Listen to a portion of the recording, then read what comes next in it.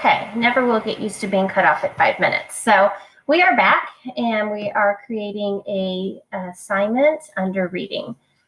So we have our title, and I just copied and pasted something real quick for time, but see that I have it numbered, clear steps for the student. Now I need to go in. Step 1 says click on the video below. So here's how I add a video, making sure that everything that I want, that I have created, videos I've created is in my Google Drive, or I can attach a link to a video off of YouTube. I can go straight to YouTube, or I can enter that file, or I can attach documents. I can also create things from here. If you don't have what you need, you can go right here and create it. But I have what I need for this lesson. So I'm going to go in my Google Drive. You want to go to your own drive, and I'm just going to enter a recording that wonderful Miss Megan made for us in the spring. So there's my video. Step 2, read a fiction book of your choice, and then open the slide below and complete the stop and jot. So I have just something I'm going to grab out of my drive so you can see that. Reading, not exactly what the lesson is talking about, but just for an example. So when you have those, you need to come over here, make sure that these settings are correct. This is one of the biggest mistakes, careless mistakes I made as a teacher that caused a lot of frustration for the kids on the other end.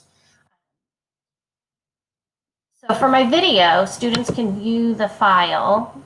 Yes, they can view the video. I don't need them to do anything more than that. But for this document, if I were to choose student can edit this file, that means everyone gets the same copy of that form or that slide, and they're all working on the same slide. Now that works sometimes if you're doing a collaborative project, or I've had kids make a list. I send a list 1 through 30, and next to your number, type your favorite book, and they can see each other's answers. It works. But in this case, I want to make a copy for each student. Then they each get their own copy of this form to complete and turn into me.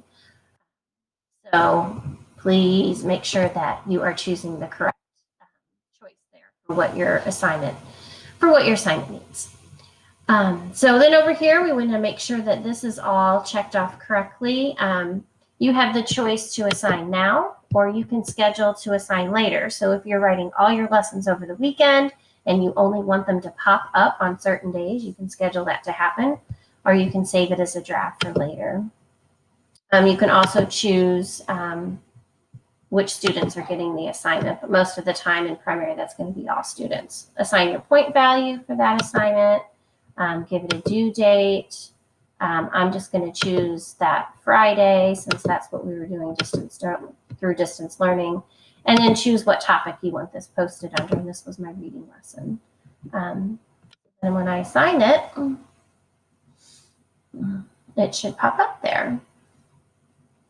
So even if I was posting a lesson, for example, in Wordly Wise, that did not use a Google form or a slide, it was just go to this website and complete this activity, I still posted it in Classroom.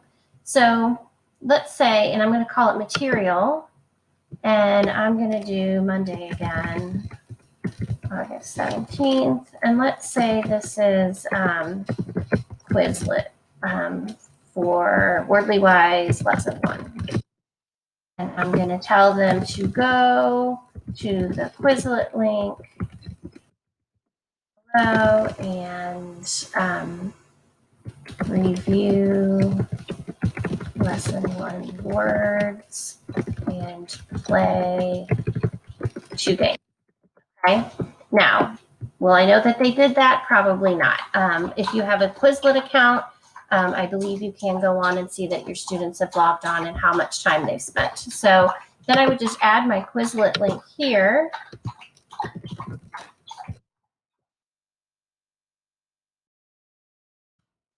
And of course, you'd want to link it directly to your Classroom Quizlet account.